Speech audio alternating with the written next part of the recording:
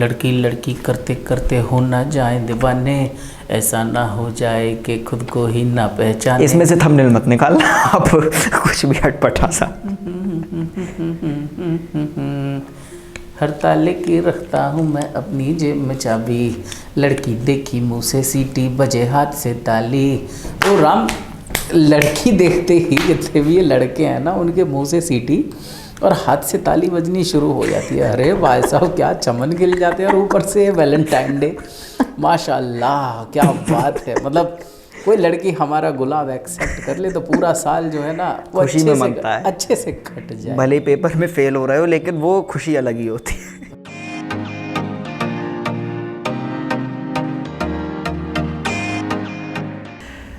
यहाँ पे सबसे पहले मैं आपको अपनी एक दोस्त राजेश की स्टोरी बताना चाहूँगा। अब राजेश जो हमारी क्लास में आया था वो आया था, हाँ 7th क्लास में आया था। अब राजेश था थोड़ा अच्छे घर का हैंडसम बॉय। 8th क्लास तक आते आते हमारे राजेश की गर्लफ्रेंड बन गई आयशा। अब राजेश जैसे ही अपना पहला कदम रोज सुबह क्लास में रखता तो पीछे की सभी चिंटू मिंटू बबलू आयशा आयशा आयशा। अगर टीचर ना हो, भाई टीचर हो तो इतना नहीं बोल सकते। अब राजेश के भी चेहरे पे एक अलग ही मुस्कान रहती। जैसे ही राजेश थोड़ा आगे चलता और आयशा की रो पीछे हो जाती और वो आगे बैठने जा रहा होता, पीछे से आवाज आती, राजेश भाई तुम कहां जा रहे हो, वहां जाके बैठो उसके पास, तुमने क्यों तकलीफ ली। राजेश और खुश हो जाता। राजेश वहां जाके बैठता, टीचर चाहे कुछ भी पढ़ा रहा हो। और भैया आज कहाँ जा रहे हो घूमने, हमने देखा कल स्कूटी पे जा रहे थे डेट पे। हाँ, अब राजेश इन सब मीठी मीठी बातों में बड़ा खुश महसूस करता। उसे लगता कि मैं क्लास में स्पेशल हूँ, मेरे पास कुछ ऐसा है जिसकी वजह से ये सभी बच्चे मेरे से बहुत ज़्यादा इम्प्रेस्ड फील करते हैं। अब राजेश उस दिन स्कूल में बड़े खुशी से अपना दिन बिता रहा था, लेकिन राजेश को नहीं पता था वो तो स्कूल में खुश है लेकिन उसके घर पे पूरी गेम बदल गई है। क्योंकि आज आए थे राजेश के घर उसके रिलेटिव सिन्हा साहब। जैसे ही सिन्हा साहब आए, राजेश के फादर ने उनका वेलकम करा। आइए सिन्हा साहब आइए, आज तो बड़े दिनों में आए आप, बताइए कैसा चल रहा है सब। सिन्हा साहब थोड़े टेंस्ड थे। उन्होंने कहा हाँ ठीक है, हम आप लोग कैसे हैं, ठीक है। राजेश के फादर को लगा कि कुछ तो गड़बड़ है, कुछ तो बात है वो जो अपने अंदर दबा रहे हैं। सिन्हा साहब आप बताइए कुछ बात हो गई है क्या, आप थोड़ा परेशान से लग रहे हैं। भाई साहब देखिए बात ऐसी है, राजेश के बारे में बात करने आया हूँ वैसे मैं आज, और ज़्यादा कुछ कहने की ज़रूरत नहीं। सबसे पहले तो आप ही फ़ोटो देखिए, ये देखिए, ये तो राजेश सा लग रहा है। भाई साहब ये राजेश सा लग रहा नहीं है, ये राजेश ही है, वही घूम रहा है। विश्वास नहीं हो रहा ना, मुझे भी नहीं हुआ था। कल शाम को ही मैंने उसे स्कूटी पे लड़की को घुमाते हुए देखा। हाँ, और इतना ही नहीं, मैंने उसका पीछा किया। पहले रेस्टोरेंट में गया, उसके बाद मॉल में गया, उसके बाद फिर उसने एक बुके खरीदा और उसी लड़की को गिफ्ट करा। आप खुद सोचिए इतने अच्छे घर का लड़का ये सब काम करते हुए कैसा लगेगा। अब ये सब चीजें सुनते हुए राजेश के फादर को बहुत बुरा लग रहा था। वो सुन रहे थे क्योंकि अभी राजेश था नहीं जो उसे डांट सके, लेकिन मन में वो पूरी तैयारी कर चुके थे कि आज जब राजेश आएगा तो छोड़ूंगा नहीं। राजेश तो अपना हंसता खिलखिलाता हुआ स्कूल से घर आया। उसे लगा घर जाऊंगा, फोन उठाऊंगा, फिर से आयशा से रात भर बात करूंगा, खाना तो मिलता ही रहता है। जैसे ही राजेश घर पहुंचा, आज उसके फादर पूरे गुस्से में खड़े थे। राजेश को लगा कि शायद मेरे से कोई गलती हो गई होगी, लेकिन उसको ये नहीं पता था कि उसका सारा चिट्ठा उनके फादर के पास पहुंच गया है। राजेश के फादर ने उसका आते ही बोला, कल शाम क्या कर रहे थे? पापा मैं तो ट्यूशन गया था, आपको बता के तो गया था। ट्यूशन, रेस्टोरेंट, मॉल, यहीं पे तो है तुम्हारा ट्यूशन। पापा आप क्या कह रहे हो, मैं कुछ समझ नहीं पा रहा। हाँ बेटा, अब तो तुम्हें कुछ समझ ही नहीं आएगा है, वैसे ये सब कर रहे हो और समझ तुम्हारे अंदर है नहीं। नाटक करना बंद कर दो। सिन्हा साहब क्या क्या आके सुना के गए हैं मुझे। अब राजेश समझ चुका था कि सब कुछ पता चल गया है। इसलिए उसने सोचा कि चुपचाप सब सुन लेता हूँ, कुछ नहीं बोलूँगा। वो चुपचाप खड़ा रहा, उसके फादर उसे सुनाते रहे कि पढ़ने के लिए पैसा खर्च करते हैं, ये करते हैं तुम्हारे लिए, अपने खर्चों को सेक्रीफाइस कर देते हैं ताकि तुम कुछ बन सको, और तुम ये सब काम कर रहे हो, कोई शर्म नहीं है, लोग देखेंगे क्या कहेंगे कि राजेश बताओ ऐसे कर रहा है, इसके फादर ने क्या संस्कार दिए हैं इसे।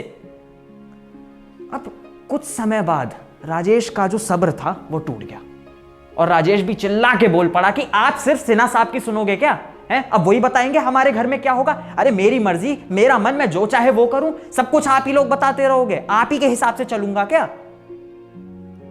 अब इससे पहले कि राजेश कुछ और बोल पाता, एक जोर का चाटा सीधे राजेश के गाल पे आके लगा, और शायद उतने जोर का चाटा आज तक राजेश ने नहीं खाया। उसके बाद पूरे घर में बिल्कुल शांति हो गई।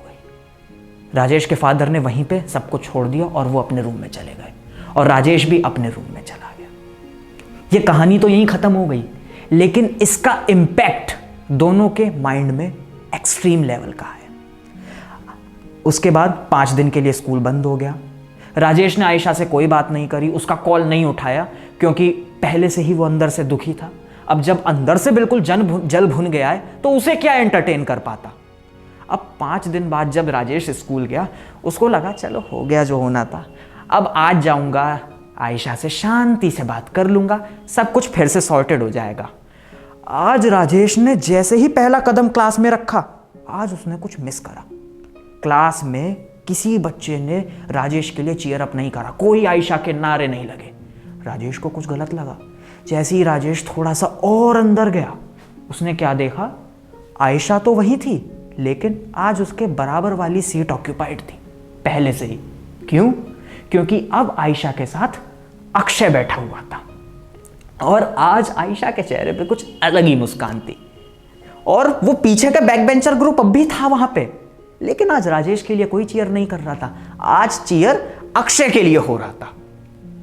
अब ये सब देख के मानो राजेश के पैरों तले तो जमीन खिसक गई। 5 दिन के अंदर सब कुछ चेंज हो गया। राजेश क्लास में जाके बैठ गया। अब ना कोई उसको उस तरीके से चिढ़ा रहा था, ना बोल रहा था। राजेश कहीं ना कहीं खो गया। राजेश अपने माता पिता का भरोसा खो दिया। जिस समय को वो अपने ऊपर इन्वेस्ट कर सकता था, शायद अपने आप को बहुत आगे ले जा सकता था, वो समय खो गया। राजेश ने अपनी क्वालिटीज को खो दिया, और अंत में क्या बन गया? एक डिप्रेस्ड काइंड ऑफ पर्सन। अब अगर एक सवाल मैं आप लोगों से पूछूं, जो पूरा इंस्टेंस मैंने अभी आप लोगों को बताया, इस इंस्टेंस में मैं अगर आपसे पूछूं, आपको क्या लगता है जो हमारे राजेश भैया हैं, उनका ब्रेकअप जो हुआ और ये पूरा कांड जो हुआ है, ये किन फैक्टर्स की वजह से हुआ? मे बी आप लोग कहोगे कि यार आयशा अच्छी लड़की नहीं है, बताओ यार बेचारे बच्चे के साथ क्या कर दिया, कितनी बुरी लड़की है। या आप कहोगे पेरेंट्स को बीच में बोलना ही नहीं चाहिए, भाई आज की जनरेशन है, कूल लोग हैं, कूल लगने के लिए बहुत कुछ करना पड़ता है, उन्हें क्या पता। अब उसमें राजेश ने भी कर दिया, पेरेंट्स को बीच में नहीं बोलना चाहिए था। अब बस यही प्रॉब्लम तो हमें समझनी है। जब भी हमारी लाइफ में कुछ टर्बुलेंस आती है, कुछ प्रॉब्लम आती है, व्हाट वी डू इज हम आउटसाइड वर्ल्ड में उन प्रॉब्लम्स को ढूंढने की कोशिश करते हैं जिसकी वजह से वो हुआ। हम कभी भी अपने इनसाइड वर्ल्ड में इंट्रोस्पेक्ट करने की कोशिश नहीं करते कि क्या रीजंस हो सकते हैं प्रॉब्लम के। लेकिन अगर हम देखें तो कहीं ना कहीं ये सारी प्रॉब्लम्स की जड़ हमारे अंदर ही है। कैसे? मैं आपको बताता हूं। हम सबका एक गोल डिफाइंड होता है कि हाँ, हमें इस चीज को अचीव करना है। हमारे पेरेंट्स भी हमसे एक्सपेक्ट करते हैं कि हाँ तुम ये अचीव करो।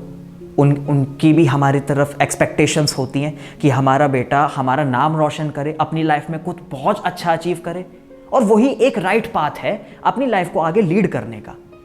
लेकिन अगर हम उस राइट पाथ से भटक जाएं, किसी और डायरेक्शन में जाने लगें, तो क्या हमारे माँ बाप उसे डाइजेस्ट कर पाएंगे? नहीं, वो उस चीज को डाइजेस्ट नहीं कर पाएंगे। बस यही तो होता है हमारे साथ। हम अपने पेरेंट्स के पास जाकर कभी उनके साथ ओपन होने की कोशिश नहीं करते हैं। हम कभी नहीं सोचते हैं कि हमें उन्हें भी बताना चाहिए हमारे रिलेशनशिप के बारे में, हमारी प्रॉब्लम्स के बारे में। अब मैं जानता हूं आप सबके मन में ये चीज आएगी कि राम तुम क्या कह रहे हो, पेरेंट मम्मी पापा को जाकर रिलेशनशिप के बारे में बता दूं? अरे तुम्हें पता भी है कितनी बुरी तरीके से मारेंगे वो हमें अभी ये बात सुनते ही। बिल्कुल सही सोच रहे हो आप, क्योंकि कुछ टाइम पहले मैं भी ऐसा ही सोचता था कि अगर मैंने बता दिया तो ये तो मुझे तोड़ ही देंगे। लेकिन एक दिन मैंने जस्ट एज अ ट्रायल ऐसी एक छोटी कहानी बता के अपने पेरेंट्स के सामने जाने का सोचा कि मैं एक बार बता के देखता हूँ इनका क्या रिएक्शन होगा। जैसे ही मैंने उन्हें बताया, उन्होंने ना मुझे डांटा और उन्होंने ना मुझे कुछ बुरा भला बोला। उन्होंने बस एक चीज़ मेरे से बोली, वी अप्रिशिएट दैट कि तुमने हमसे ये डिस्कस करा, हमें बहुत अच्छा लगा ये चीज़ सुन के, और कुछ हम नहीं चाहते, हम चाहते हैं तुम अपनी पढ़ाई भी और सब गोल्स को उतना ही मतलब रिक्वायर्ड अमाउंट में टाइम दो और अपने रिलेशनशिप को भी साइड बाय साइड परस्यू करते रहो, हमें कोई परेशानी नहीं है। लेकिन इसकी वजह से जो ये तुम्हारे गोल्स हैं, जो ये चीज़ें तुम अचीव करना चाहते हो, इसमें कोई प्रॉब्लम नहीं आनी चाहिए।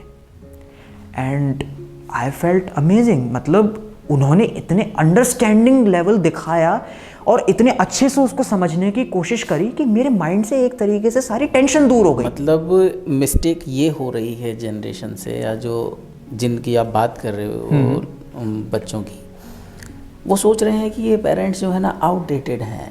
हाँ। ये कहाँ हमारी कूलनेस को समझेंगे, अरे ये क्या जाने रिलेशन, अबे भैया रिलेशन नहीं जानते तो तुम कैसे पैदा होते है ना। और ऐसा है, जितनी ज़िंदगी तुमने अभी जी नहीं है उसकी कई गुना उनकी उम्र है और उनका अनुभव है। तो बच्चे जो है उसको अंडर एस्टिमेट कर रहे होते हैं, वो नहीं समझते कि पेरेंट्स सब समझते हैं। और पेरेंट्स क्योंकि समझते हैं, वो इन चीज़ों से ऑलरेडी गुजर चुके हैं। उनका तो आप ऐसे समझिए, ज़िंदगी का एक ही मकसद है कि आप टूट ना जाएं।